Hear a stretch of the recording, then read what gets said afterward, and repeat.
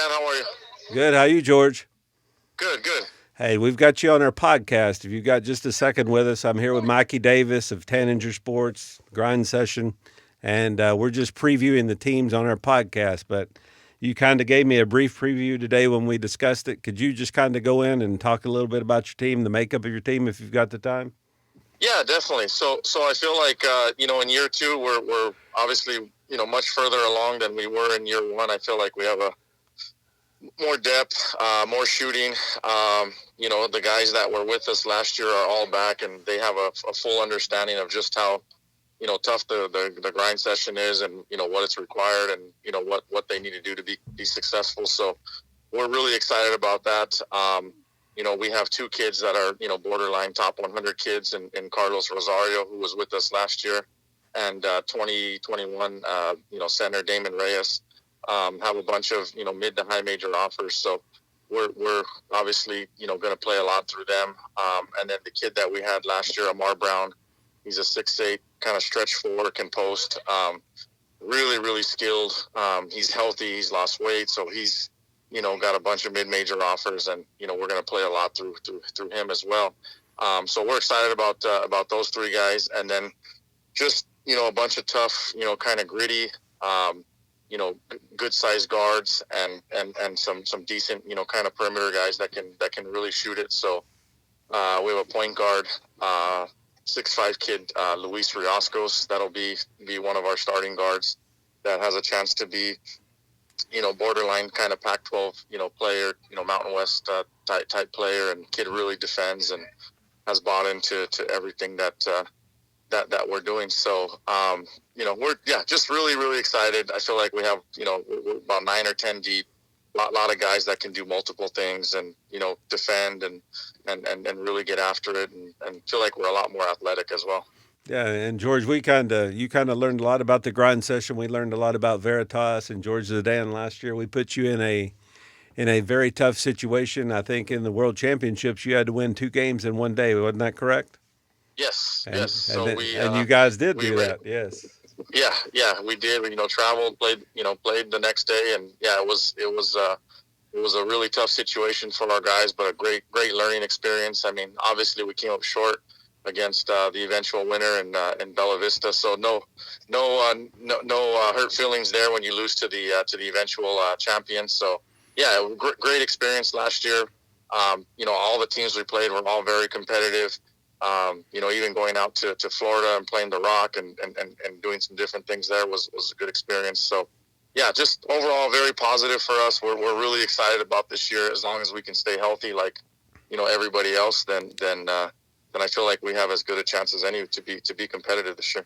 And Mikey, we keep hearing the same theme. Everybody keeps talking about the fact that you don't hear them say, "Oh, we're 5 to 6 deep. We're 9 to 10 deep. We're 10 to 12 deep," and that's because in most instances, you're playing either 36 or 40 minutes rather than 32. So George, can you speak a little bit about that, the difference between the grind session and other platforms that you've been a part of? Yeah, just I mean the games are longer. They're a lot more physical, So guys wear down, guys get tired. The fact that it's a longer stop time game. I feel like guys, unfortunately get into foul trouble. Guys, there's Now time we for now them we to. do give you 6 fouls. Now we don't give you 5; we give you 6. Remember? I know. Unfortunately, we fouled a lot last year. so yeah. But just the having five good players isn't enough. I mean, traditional high school, yeah, obviously, if you have three good players at most high schools, you're really successful, and you're probably in the top 5% of your league, division, conference, state, whatever you want to call it. But what we learned last year was that we definitely had to find 8, 9, 10 guys that can all fill a role and all play, because that's basically what you're going up against. So yeah, And you, all the teams we played are very deep. yeah, I mean that's we had 204 guys last year that win Division I scholarships, so that's enough said about that. But you're excited about the fact that you have four returning starters who know what you demand night in, night out, and you're an excellent coach. If somebody's not getting it done on the court, you're going to get them out of there and get somebody in there that will get it done, and so that's why you're kind of the sleeping pick of some of our staff. That think you can, really make some waves on the grind session. But talk about the fact that you have four returning starters coming back. It's learning the prep route. There's unfortunately, kids kind of came and went, and I saw that kids kind of bouncing around a little bit, and it just says a lot about our program. I feel that the four guys that we had last year that are back this year are excited, and it says that we're, as a coach, I'm not the easiest guy to play for. We're very demanding of our guys, but just very. I'm very proud of the fact that all of our guys have come back, and now to your point, when guys do make mistakes, multiple mistakes, and screw up, I felt like last year we didn't really have the option to go pretty deep into our bench, and I feel like this year there's four or five kids that are hungry and excited and young, and really eager to prove kind of what they can do. And also, to your point, I mean, if you have 200 kids earning Division I scholarships on the grind session, I mean, our number 5, 6, 7, 8, 9, 10 guy, I mean, they're trying to do the same thing. So it just gives them an ability to kind of showcase what they're capable of. So. Yeah, you didn't have a lot of depth last year, but one thing I did love about watching y'all play is that your guys always went 110, and they always gave their all, regardless of how many players were on the bench or who was on the other team. Your players always came to fight. Yeah, thank you. No, that's our deal. I mean, we kind of say it all the time. We don't coach effort. That's not something that we're interested in doing, and it's one of the standards that we will not bend on. And in this day and age, you have to kind of give some, and here and there with kids the way they are. But that's one thing that we absolutely won't budge on, and got to play with maximum effort and just kind of deal with the result. Yeah, I can relate to that because I just recently started coaching basketball and football and AAU, and I tell my kids all the time, I can't really coach you hard, and I can't really coach you effort. Like, I can teach you X's and O's all day, but you gotta dig down yourself and give your own effort and give your own heart. I can tell you all day to go harder, go harder, go harder, but it's all about self reflection and whether you really want to Yes, do that or not.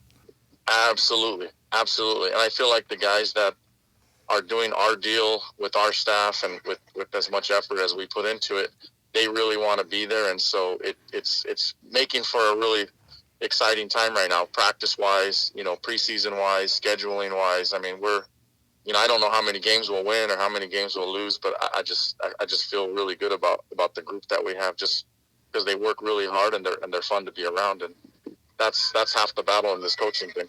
And Exactly. having those four returning starters is definitely going to help you. I look at your roster and I see you got players from all over the place, the Dominican and Ecuador. You got a lot of diversity amongst your team. In fact, I remember last year we had to do an interview for y'all where we had to have a translator because one of your kids didn't speak English.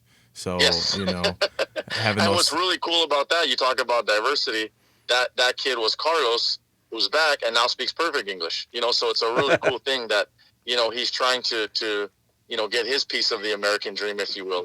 Like hey, you come here, you come from nothing, you're sleeping on dirt floors in the Dominican, and now you're here and you have, dozen Division I offers, and you're doing well in school, and you're doing well off the court, you're doing well on the court, and now he'll be able to do an interview in English this year. So that's pretty cool.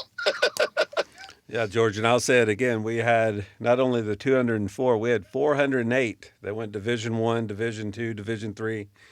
You know, that just got a scholarship, and that was over 32 million in scholarships. So, Wow, you that's really huge. that's priceless. And then you talk, No, that's ridiculous. That's and that's unbelievable. I'm going to make sure that we put that out there, because that's a huge number, Dan. That's yeah, that's something to be very proud of. well, that's something we all worked on together, and that's something that the kids, they did it themselves. But Carlos come in here, and now he's fluent in English. It's just there's some amazing stories, and that's why we're starting to do these podcasts, because we don't have time to tell these stories once we get into the season and all those good things. So we'll be coming back to you throughout the season. I appreciate your time, and we'll let you get back to your family. And so, but we appreciate you being on with us and sharing some of your stories. But like I said, we'll come back to you throughout the season. So thank you very much.